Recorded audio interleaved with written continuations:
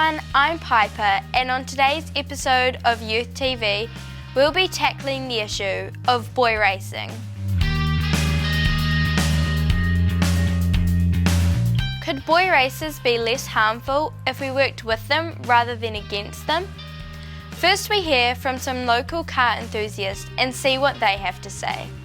Illegal street racing. Well, for one, it's illegal. I really don't like people going out and doing it, but unfortunately they have nowhere else to go. They're going to do it regardless. Why not give them a safe environment to do it in? Yeah, I do participate in illegal street racing, or boy racing as they call it. It's like my drug, my addiction. As much as I sort of try to pull myself away, I just can't. I can't stop it. It's something I'll be doing when I'm, old, and hopefully I'll be doing it legally by then, if we can get a legal establishment in Hawke's Bay. I still get people coming in now and asking if they can put their cars on this track. Unfortunately, I have to say no to them. So where else are they going to go? They're going out on the road to do something extremely dangerous. But, I have no option. Yeah, just love the rush of burning rubber, burning fuel, and being brought up around my cousins that have been in the drifting scene for years, and just all my mates been into cars. There are restrictions in place through the Environment Court.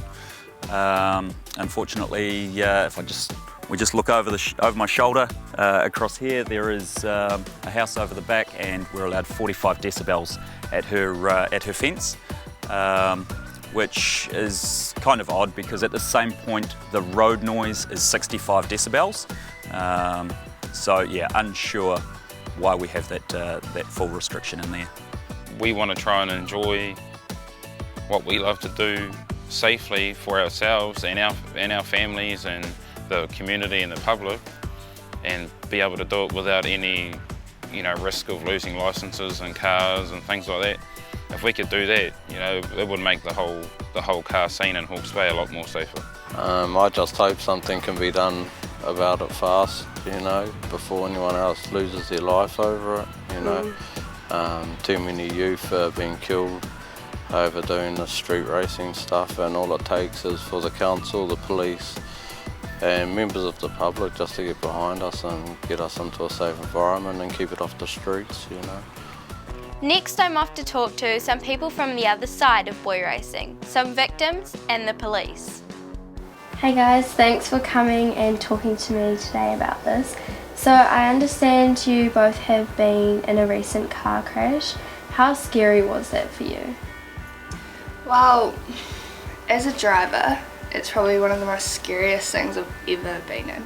Just was so lucky to be able to stop in time. There's so many what ifs, what could have happened, and it's just all out of your control. Could you guys tell me more about the accident? He swerved onto our side of the road. We had to drive onto the other side of the road. We were lucky that there wasn't another oncoming car. And he just had no control. He had just spun out, hit a tree, done about 3 360s and hit into the side of my car, into the side of my passengers. And that's all I'd worried about was my passengers. I was just so scared. Haley got concussed, couldn't do study for a week after, and just everything, the inconvenience of not having a car, someone writing off something you've worked so hard for. It's just horrible. From this experience, do you think it changed your point of view on boy races and street racing and things like that? I think now I'm more wary about speed, knowing that if I was going any faster I wouldn't have stopped in time. The slower you're going, the safer you are. And I don't think I realised that until now. I probably would never even go 51k in a 50k area, just because that 1k extras could impact so much. What was your opinion on boy racing before the accident? I don't think it was cool as such, but it wasn't any harm going any faster. You thought everyone would just be in control anyway, and they knew what they were doing. And there's all those movies like Fast and Furious and stuff, and they look cool, but our roads just aren't made for it. and boys, especially younger boys, think they can go faster than they can actually control a car, and it's just, I don't know, I didn't really think about that. It's so hard to keep them off the road. They're just like not going to learn. It's always going to be the same. Thank you guys so much for coming. It's really good to hear what you guys said about this and your thoughts on everything. Thank you. And now we have Senior Sergeant Greg Brown. G'day, how you going? Hey, I'm a police officer. I've been a police officer in Hawke's Bay for 25 years. I'm currently the officer in charge of the road policing group for the Eastern District, and pleased to be here. What are the risks of boy racing? The main risk is the speed that people travel at. Most people don't understand the consequences of speed and what that creates when you crash. When things go wrong, they go wrong very quickly, and of course often we pick up the results of the worst consequences, which is either being seriously injured or killed, which nobody wants. We have a lot of youth who have flash cars and stuff, but they don't know the power and the ability that the car has. What are your thoughts on this?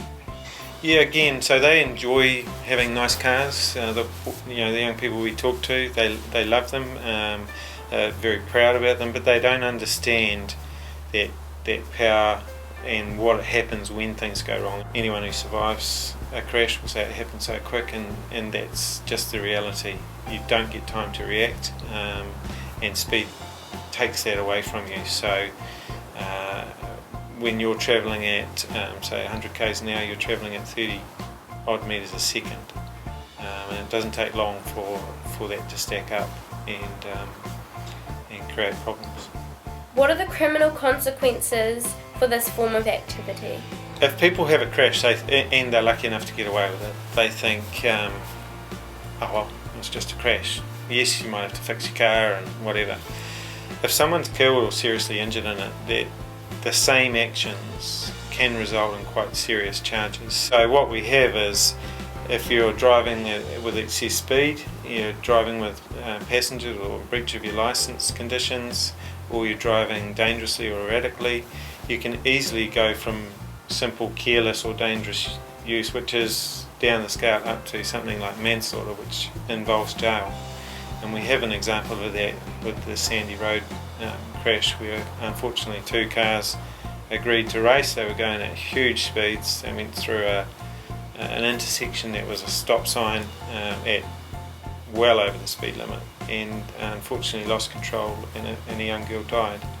The driver and the organisers that all agreed for that race all ended up going to court, charged with a range of serious offences, and most of them went to jail for 2 to 3 years. So,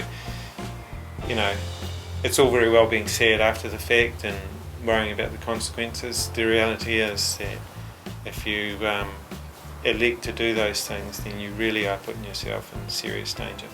Are you in support of taking it off the streets and putting it on the track?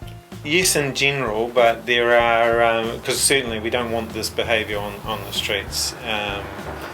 There's a number of risks and problems with it being on our roads. However, those same risks are presented at a racetrack or wherever. You've still got young people who are inexperienced drivers, you've still got speed, you've still got vehicles that may stop in a hurry. But if it could be organised in such a way that it was safe, and that would need some really careful management, then it would be something that we would look at how it could be. And the organiser faces a significant amount of risk in terms of their liability for operating an event. So it's not just as simple as get yourself a straight piece of road and start doing burnouts or racing down competing against cars. They, as we talked about with the manslaughter, if someone organised an event and they didn't plan the risks and something serious happened, they would face serious charges. So it sounds like a good idea, but it does need some very careful thought before you box down there. But it's certainly much better than being on the road. thank you for coming today, Greg, and talking to me about the more serious information about boy racing. Great, no problems. Thank you. Thanks for watching, and I hope that gave you a new insight on street racing. I would love to hear what you think. What are your thoughts on taking it off the streets and putting it on the track? Ka kite anō!